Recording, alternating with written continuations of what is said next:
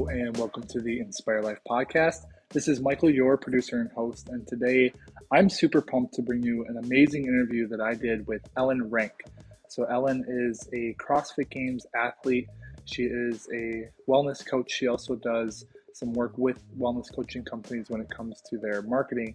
But in this episode, it was great to just hear Ellen, her story, and how she approaches health and well-being from a space of really prioritizing yourself first. So if you're someone who has been on your health journey, if you've had the ups and downs, and you're looking for inspiration and motivation, as well as perspective shifts on how to make these types of changes sustainable for a lifetime, this is the episode for you. So before we jump into the episode, I do want to bring you a word from our sponsor.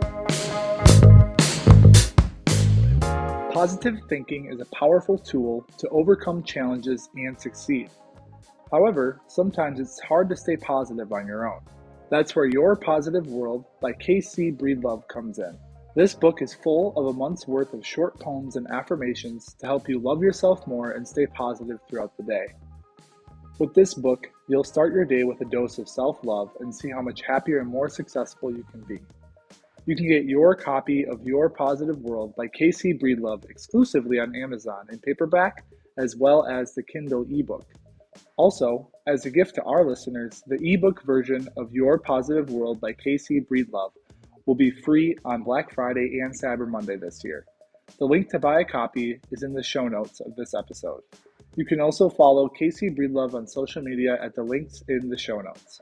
Now, I personally have read this book and I thought it was fantastic in allowing the reader to center and ground themselves each day and start the day on a positive note.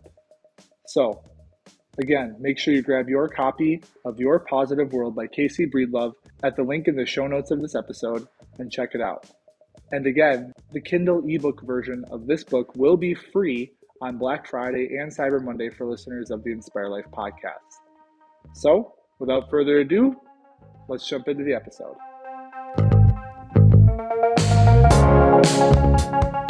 All right, welcome to the Inspire Life podcast. This is Michael, your producer and host. Today, super pumped to have Ellen Renk on the podcast. So Ellen, I'm going to let you introduce yourself more. We actually met at, just a quick plug for Minnesota Top Team, awesome gym. Especially if you have kids and you want to get them just moving in different ways. We've got the boys in jiu-jitsu, but Ellen, I'm on now your list and I see a lot of what you post and just what you stand for when it comes to health and well-being. So I'd love for you to just introduce yourself and tell us a bit about how you got into the space that you're in. Yeah, for sure. So like you said, my name's Ellen, last name Renk. I have been in the wellness space for as long as I can remember. Currently, I do wellness coaching I keep a small roster of clients. And I'm also digital marketer by trade. And so I do online digital marketing.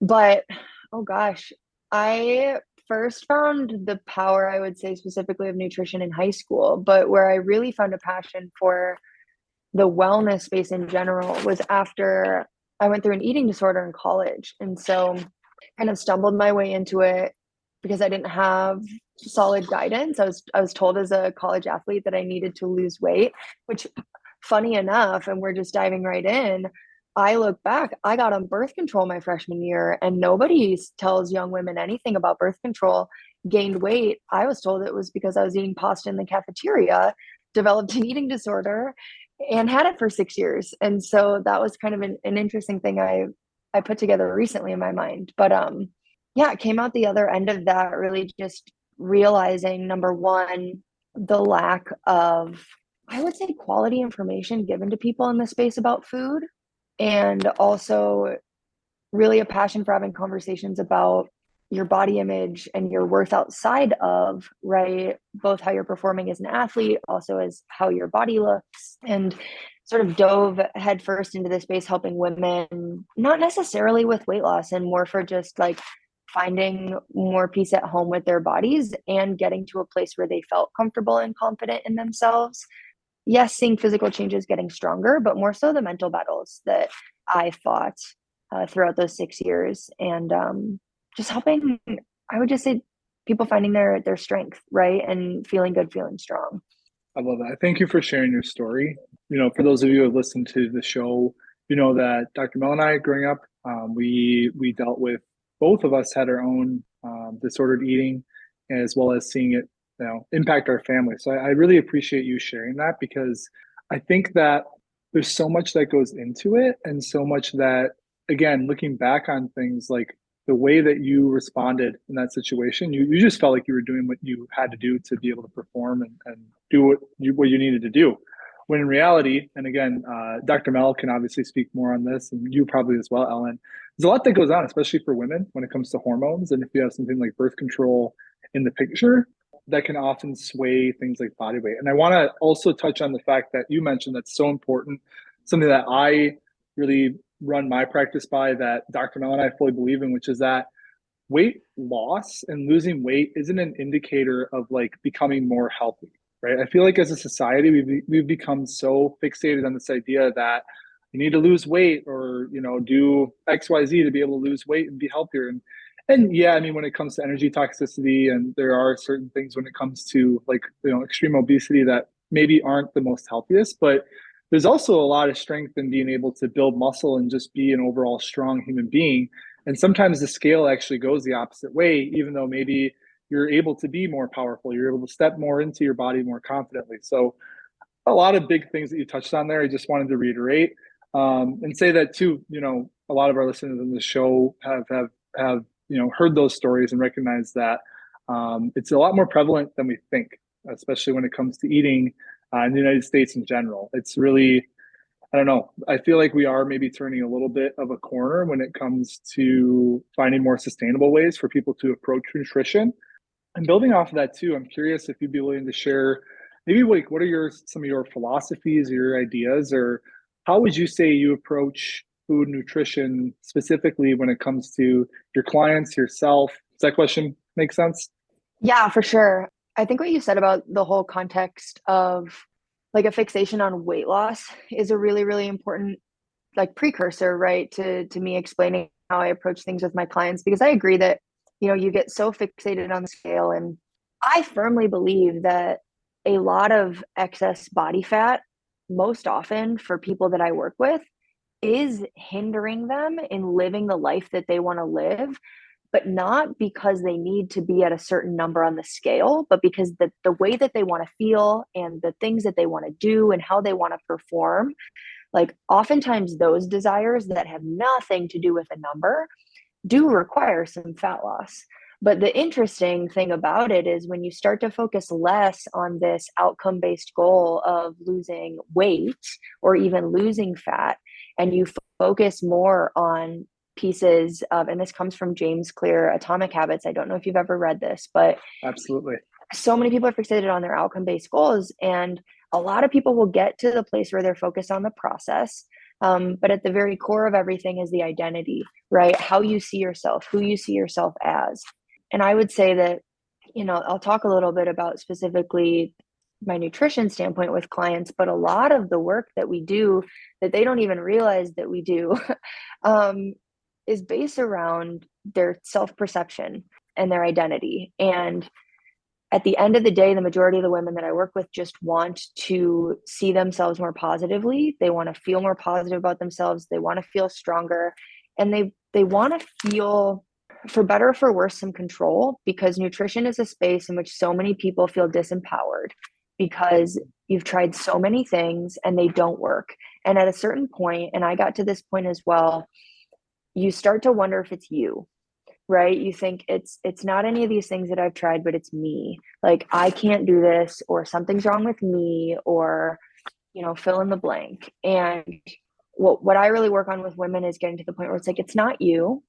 We just have to find what works best for you, right? We have to find a way of eating that helps you, yes, have more energy, feel better. You will likely lose fat along the way, because the reality is foods that help you gain muscle and feel energetic and not need a nap at 2 p.m. and like show up for your kids and like all of those things that are so important for you, foods that are going to help you feel good are also probably going to help you lose fat. And that's when you start to see those, quote unquote results, but not from a fat loss focus, right? It's like a residual benefit of you eating in a way that prioritizes the experience and the feelings that you want. And as that happens, you start to rework how you see yourself and how you feel about yourself, because food is no longer something you're doing because you are trying to deprive yourself to be a smaller version of you.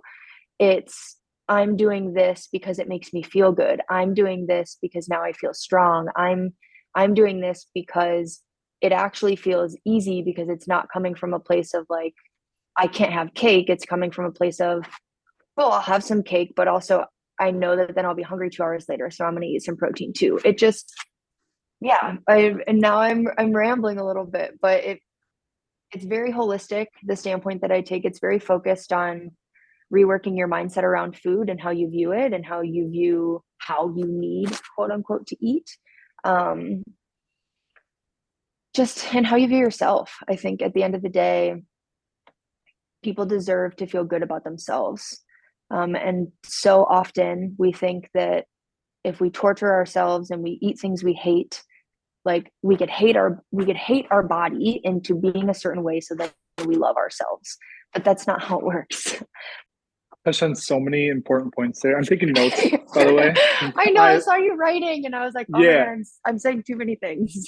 no, it's huge. And I mean, I say this, I think, on every single episode, but I learned so much just doing this podcast. And you touched on a couple really important things. One of the big things you touched on, and what I'm hearing and from what I see what you share as well, is that we start to look at food more as its energy, right? And there are certain foods, and those of you who have either worked with me or just know my philosophies, we've got some higher frequency foods and we've got lower frequency foods. And the higher frequency foods are the things that are going to raise our energetic vibration, which, as you're saying as well, are going to increase our muscle mass and just our energy and capability throughout the day. And it's not to say that they're necessarily good or bad or right or wrong. You can fit everything from chocolate cake to lean meats like chicken breast into your day and be extremely healthy and accomplish all of your goals. You need to be really realistic with it and recognize that if you're coming from a place of constant like restriction, what's going to happen down the road if you feel like you have to conform to a certain idea or diet, whatever it may be. Oftentimes we see that it's not sustainable, because when you're mentally telling yourself that you can't have something, oftentimes down the road you really realize you can, and then you go a little crazy on it. So that's one thing I want to touch on. Another thing you touched on that's awesome, and it's not just food related but super important, is this idea of outcomes versus behaviors when it comes to goal setting, when it comes to just creating the lifestyle that we want, or experiment setting, as I like to call it. Focusing more on just the behaviors and doing the behaviors that embody the identity or the person that it is you want to be, specifically when it comes to health and well-being, is so much more important than being fixated on some objective number, right? And that objective number, again, circling back, is typically the scale. What happens when we're able to look beyond just one measure and rather focus maybe on more of the subjective things? How do we feel? How are we showing up? What's our energy level like? Because that's going to really dictate the quality of our life more so than a three-digit number on something that we step on every once in a while, right? So I want to touch on that, just the idea of behaviors being the thing that creates us in our being, rather than thinking that the outcome and that being is something that we're trying to strive for. Because I fully and wholeheartedly believe that you need to kind of embody or just live into that energetic frequency or belief that you are that person that it is that you want to be, before you actually maybe like physically and materially see it. So just want to touch on that as well. And then, as well as what you mentioned, was that I really like the idea that it's your positivity focused, right? So for me as a board certified health coach, like positive psychology is literally what my career path was founded in. And when we're able to let go of things like guilt, like, oh, I shouldn't have had that cake, right? Or feeling shameful for anything related to food, and rather just be happy, like, wow, that tasted really good. I know maybe it's not necessarily 100% in line with my goals, but the mental aspect of it was great. I feel like when people start doing that and embracing, especially food, just from a positive lens, no matter what, they see more breakthroughs, because they realize that there's so much joy to be had in different maybe foods or whatever experiences in life. And don't deprive yourself of it. Be smart, pick your spots, and just really approach it from a positive lens. So again, kind of just summing up a lot of what you said. I'm curious if you have any additional thoughts on any of that. Just that last piece, I think when you start to take And I'm not going to say take emotion out of food, because food is an emotional thing, right? It's meant to be experienced. And I think it's meant to be experienced positively, right? If we actually fully enjoyed every single thing that we were eating when we were choosing to eat it, we would be more mindful. And, studies show that mindful eating helps people decrease the amount that you're eating. It helps you find more joy in what you're eating. It has all of these different positive stress benefits as well. But I think when we take this shame and the guilt and all of those negative feelings out of food, it also allows us to be more objective, because at the end of the day, food is an input, whether it is an input for you, you're eating this because emotionally you want to feel good, which is fine, by the way. Like, emotional eating is not a negative thing if you recognize what it is and you take ownership over the fact that it's happening. Like, those two things, right? Objectively recognizing what you're doing and taking ownership over what you're doing, I think are really, really big. And something that I really work on with clients is, like, I was just talking with a client the other day about it, because she was like, yeah, I can't exactly remember what she ate, but she was like, it just is really cool to look back on the past week and notice that, I was at an event with family, and like, we had dessert, and I recognized that, like, hey, like, I want to have this dessert. And she could objectively step back and be like, cool, I'm going to have this amount. And if I feel satiated, like, I'm not going to have any more. I'm not going to feel guilty about it. I'm also going to recognize that, like, I have eaten this and that is okay. And I think where a lot of people get disconnect is just a shame spiral. And when you can't objectively look at your inputs, like, what am I eating? How am I feeling afterwards, emotionally and physically? Am I okay with that? Do I take ownership over that? And if I'm not okay with how I feel emotionally or physically, how do I then do something different next time? Right? That objectivity with food becomes very powerful, because then it no longer has power over you. Does that make sense? Yeah, definitely. And it's even more solidifies the point that you made around being able to be super mindful with food, mindful eating, and recognizing how the different things play in. And I think too, if you look at a lot of the conventional approaches, following a super strict diet and all that, what you're saying is that the opposite is true. Like, if we are not as strict, but rather strategic with our diet and how we're going to approach our eating, we're going to be able to reach our goals, or just, again, step into that identity that we desire in a much more like fluid way that's going to feel a lot better.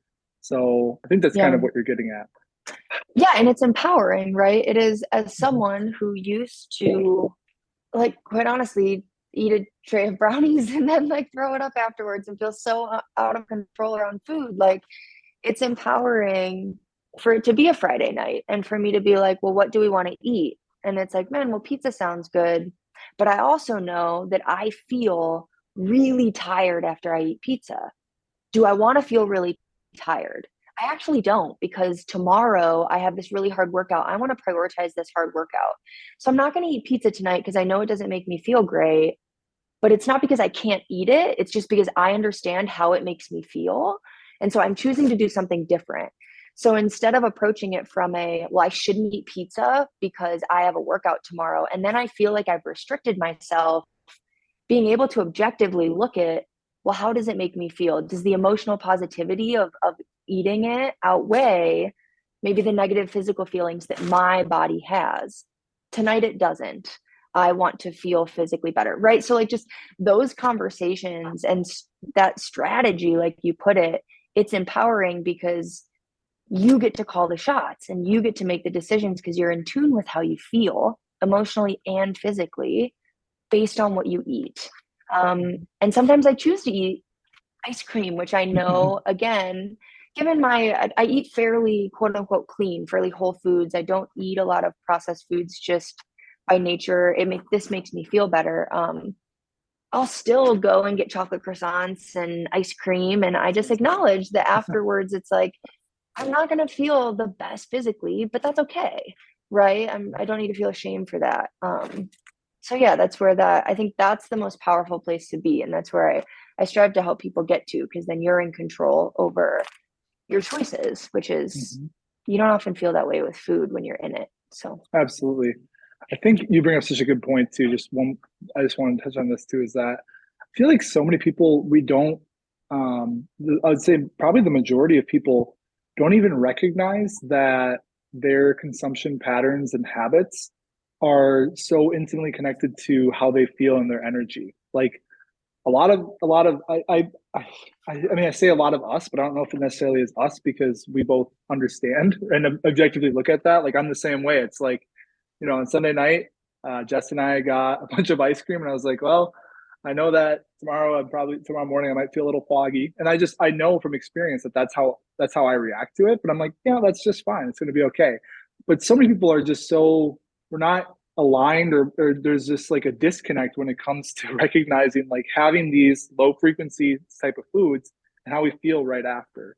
And what you're saying, I think, is so important. It's that you just got to be realistic with yourself and know that if I'm going to make these certain decisions, it's not necessarily, again, good or bad, but I have to take responsibility for what's going to be the result from these things. So Mm-hmm. I just wanted to touch on Yeah. that because that's such an important thing. Yeah. And it's a process, right? Like there was a period of time where I didn't even know, I couldn't even tell you what foods I liked. Like if you were to ask me, like, Ellen, what do you want for dinner? I couldn't even articulate to you what sounded good because I was so disconnected from my body and what it wanted. Because for so many years, all I ever did was what I thought I had to do, or what I should do, or what was right, or what was good. And so it took me a long time to get back in touch with myself and understand what foods actually did I desire to eat from an emotional level? What foods actually made me feel good physically versus I thought I felt good because I thought it was what I should be eating. I think a lot of times with food, what do they say? Like, and this statistic is going to be totally off, but it's still going to be mind blowing, even if I'm ballparking that, like the average person will diet like go on like close to 200 diets in their lifetime or something crazy like that. Yeah. And if we're spending all of this time eating from a piece of what a piece of paper or an app tells us to eat versus actually getting in tune with our bodies, there's a disconnect, right? And it takes time to reconnect and tune back into yourself. And you mentioned vibration a lot. Actually be able to like feel your own vibration and changes Mhm. in it. And what is a high vibration versus a low vibration? What does that even mean? What does that feel like for me? Where is that in my body? Like you're not going to hear it today probably and be able to like go out and just feel it. It's a journey. Absolutely. And yeah, to kind of sum all this up, it takes time, and it's a self-exploration practice that you need to, it's a continuous, right? Like I've been on this journey for almost 10 years, and I'm still learning new things about myself and how I react to certain things daily. And I just wanted one more thing. I posted this meme yesterday, just the dichotomy and the polarization of diet culture too. It's like there was this doctor talking to this guy, and the meme is, on this diet, you can have all the bread you want, but a steak will kill you. And on this diet, you can have all the steak you want, and a piece of bread will kill you, right? So it's not black and white. There is no one diet that works for every person. Everyone has their own individual diet that will work best for them. And like you're saying, Ellen, it really is a self-discovery process to be able to figure out what's going to work best for you. So really quick here, because time has flown, which is the sign this has been an awesome episode. I have one more question for you, and then I also want you to talk a little bit more about what you do as well. So if you haven't listened to the podcast, you might take your time with it. And it's a pretty broad and open question, but I always like to ask at the end, relative to this episode or not, but like, what's just the one biggest piece of advice or thing that you want listeners from this episode to take with them forward into their lives? I'm going to connect it to what we're talking about. And it was something that just came up for me when you're talking about self exploration. And I think that at the end of the day, when it comes to your health and your wellness, you have to care more about yourself, like yourself, your individual, your person, who you are, how you feel. You have to care more about you than you do about any external goal that you're setting for yourself. And it might seem like those two are connected because I'm setting the goal for me. But when you start to view your wellness as an internal journey and getting in touch with you, right? Whether you want to see it as your soul, whether you want to see it as your vibration, whatever it is, like you do it for you and you get it to know yourself better and to connect with your body. Like when you view it from that lens, the path that you are going to go on, it is going to be so much better than if you tie your health and your wellness only to external goals, because those external goals will change as your life changes. But if your focus is always you, even as those change, like you're not going to lose yourself in it. And this is probably a longer answer than what you wanted, but I guess what I mean by that is, I'm still an athlete and competing right now, but I recognize that at a certain point that will probably not be a big focus in my life. And at that point, if all of my wellness has only been centered around being an athlete, I am going to feel lost when that is no longer there in my focus. But if I can make me my center of my wellness, even when I'm no longer an athlete, I'm still me. My focus is still Ellen. It's not my goal to go to the CrossFit Games or XYZ. Does that make sense? I guess It's the first time it really, I don't know, came to me while we were talking. Yeah, what I'm hearing is it's more the identity that you talked about earlier on. It really needs to be a focus on you and just being the person and embodying who it is that you want to be first, right? And that's gonna, whether your goals and all of that, it's gonna change throughout your lifetime, right? Anything from your career to sport to family, whatever it may be, some of those things are going to change, but at the end of the day, you're always come back to internal, to yourself first, and that's really where it all starts and where it all ends. That's kind of at least what I heard. Yeah, you nailed it. Cool. Awesome. And then, so just to wrap up here today, how can our listeners get in touch with you, as well as if you want to share anything about your business, what you do, and how you work with people? Yeah, of course. So as of now, my wellness coaching business is much smaller than it used to be. I prefer to keep just a small handful of clients that I'm really close with. And so I work primarily with women, although I'm open to working with men, but I find it's mainly women that come and connect with me. And a lot of them have dogs because I have a beautiful golden retriever that I love. But the women that I work with, they're usually wanting to shift their relationships with food, right? Get more in touch with themselves. They want to feel strong. It is what I will call like a holistic program. It's very mindset focused. We talk about food. We talk about fitness. I do workouts with a lot of women. It's a high touch VIP program, you could say. And essentially, I want them to leave feeling confident and feel empowered. And I eventually want to work my way out of a job, because I don't think that you should need a coach forever. And I want you to feel good doing things on your own. I want to be call it the last nutrition coach you ever need. Even though I don't call myself a nutrition coach, but it's a nice little slogan. So yeah, that's what I do. You can find me on all the social platforms. It's at Ellen Renk. I'm on Instagram. I also have a TikTok, but I'm not sure where that's going. So I don't know by the time you listen to this if it'll still be alive, but it's currently at WellFed Ellen. I'm not doing a lot of wellness content on there, but I have a huge history of it. So you're welcome to go back and scroll through.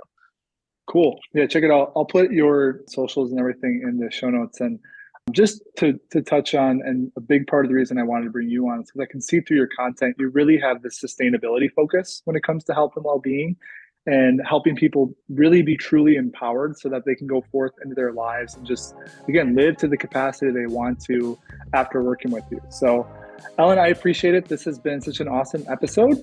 Thanks for volunteering your time to be a part. And for all of our listeners, until next time, keep inspiring. Thank you. Thanks. Bye, guys. Thanks for tuning into the Inspire Life podcast today. If you enjoyed today's episode, make sure to leave us a 5-star review on iTunes or Spotify. Also, if you're listening on YouTube, feel free to comment what types of topics you'd like for us to cover in the future. Also, make sure you check out the book, Your Positive World by Casey Breedlove. Again, that will be free for Inspire Life podcast listeners on Black Friday and Cyber Monday in the year 2022. Lastly, hop on over to Facebook and join the Inspire community. That's where Dr. Mel and I share all of our content to help you continue to live your most inspired and thriving life. And of course, as always, until next time, keep inspiring.